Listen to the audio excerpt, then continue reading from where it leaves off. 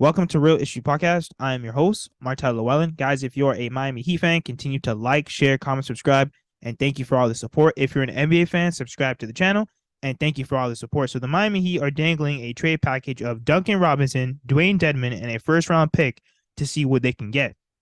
Now, I will say that's a terrible trade package, and that really proves that we have limited assets. And I will say that I'm going to be really shocked to see who takes this, only because it's Duncan Robinson and Dewayne Dedmon. The best part of this deal is the first round pick, and all that first round pick is there for is to say, listen, Duncan Robinson's contract sucks.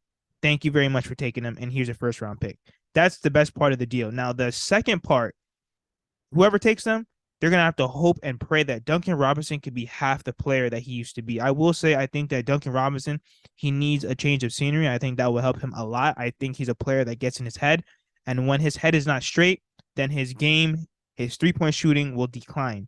But overall, I'm actually very disappointed in Duncan Robinson. I thought he was going to come back a lot better this season, only because he said he worked on his game. He was trying to do more than just three-point shooting. He said that he didn't want to be put on the bench anymore. He didn't want to become an unplayable player because he can only shoot three. So I'm very disappointed in him.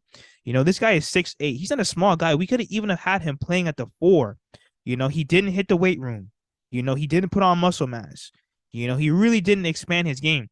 Guys think because they do maybe 1 or 2 floaters in the basketball game that all of a sudden they're working on their game. No. You know, the NBA figured him out. They're running him off the line. You know, he's a terrible defender, and a lot of it is because he can't stay in front of the guys in front of him. He's slow. You know, he's being bodied down in the paint. You know, guys are using their size to bump him to the basket, and that's what I'm saying. I don't understand how you're in the NBA and you're not hitting the weights. You know, you're not getting your calories in. You're not putting on muscle mass. That's why when Duncan Robinson sat on his podcast and said he wanted to be the best ping pong player in the NBA, that is foolishness. We paid you $90 million to be a three-point shooter, to be a knockdown three-point shooter. And to be honest, he hasn't hit a three since God knows when. You know, and I get it. You know, he was a great story overall. But, man, to see a guy that was hitting all these three-point shots to now he can't even hit the side of the backboard, it's unacceptable, and it's a disgrace, in my opinion. Now, Dewayne Dedmon, you know, listen, he's an older guy. He should have been out of the NBA. He actually should have even never came back to the NBA. You know, I know that he's dealing with foot issues, but my thing with him is, how are you a 7-footer and you can't block shots, you can't rebound, and you can't set a screen? What are you good for?